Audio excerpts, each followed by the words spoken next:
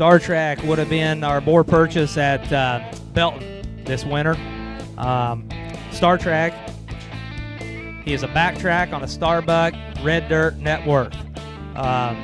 This boar here, backtrack, was a boar that Rickers raised, Will Hildy bought. He's now at Cut Above. Boar that has had, this would have been out of his very first crop. This would have been one of the earlier litters that was out of him. Boar's had a very good run, would have sired the champion bear at the Southeast Regional. And this boar hit the ring down there at Belton and got me fired up quite a bit for a couple reasons. The Starbuck on the bottom side, which has worked very good in our program around here.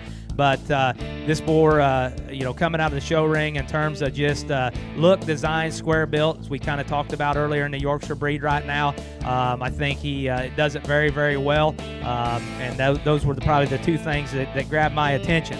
The other side on this particular boar here, his grandmother would have been the champion gilt at the Southwest Regional that John Parrish, Steve Malcolm, Spencer Noonham's would have raised that gilt that Brock Heron buys for $15,000.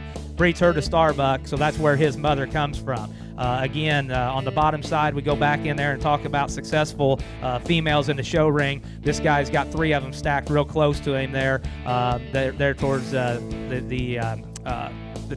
closest line of his lineage right there. So there's a lot of genetic power in there on the bottom side. This boar of our Yorkshire boars, I would tell you, is going to be probably the trendiest or the coolest in terms of getting those hogs out early. That would be the way I kind of anticipate, and that's kind of the way we're using him around here to try to make some of our earlier litters that are going to hit that jackpot circuit. So that's Star Trek.